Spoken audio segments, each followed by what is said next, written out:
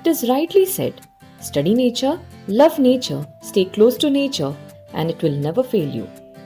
Ayurveda is considered to be oldest healing science. In Sanskrit, Ayurveda means science of life.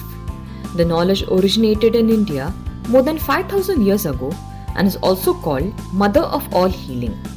It stems from ancient Vedic culture and was taught for many thousands of years. Basically, Ayurvedic therapy focuses on eradication of disease from its roots. It also insists medicine to be centered on the patient rather than the disease.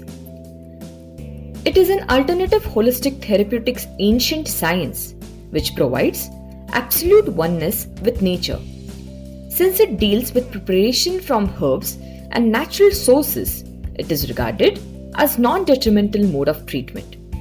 It is a preventive and curative discipline which intends to do away with disconcerting disease. There has been change in global thinking with a growing tendency to go naturally. About 80% of rural population mainly rely on these traditional medicines for their primary healthcare needs, and several antimicrobial agents are isolated from plants. Moreover, herbal medicine has been shown to have genuine utility. Now let's discuss certain herbs with medicinal properties. One being Momordica charentia, where genus is Momordica and species is Charentia. Its common names are bittermelon, bittergourd, balsam pear, karela and pare.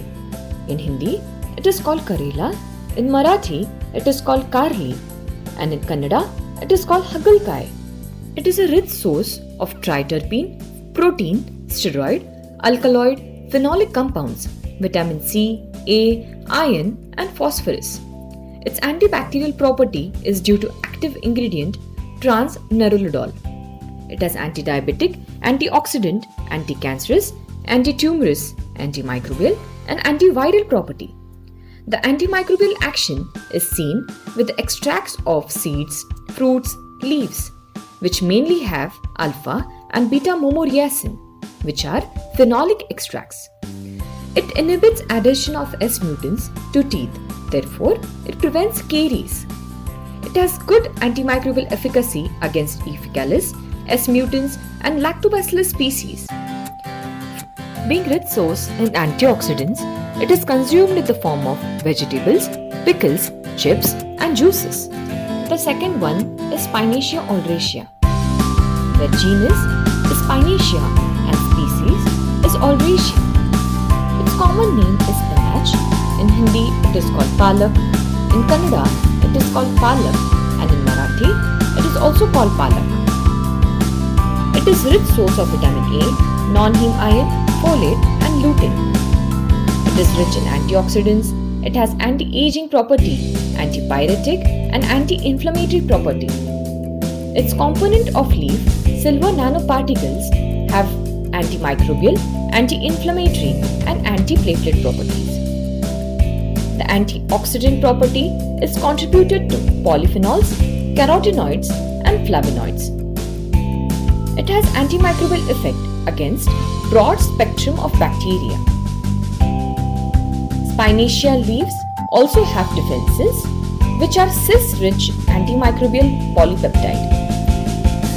Moreover, it is rich in vitamin A, vitamin C, vitamin E, vitamin K, magnesium, folate, betaine, terpenoids, iron, vitamin B2, calcium, and saponins.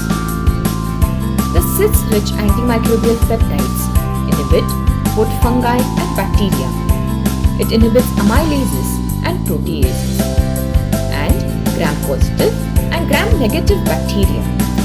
The PR170 are inhibitors of pathogenic enzyme activities. It is consumed in various forms like vegetables, chips, salads, and in juices form. I would like to conclude by saying nature has its own music for those who listen it. Thank you.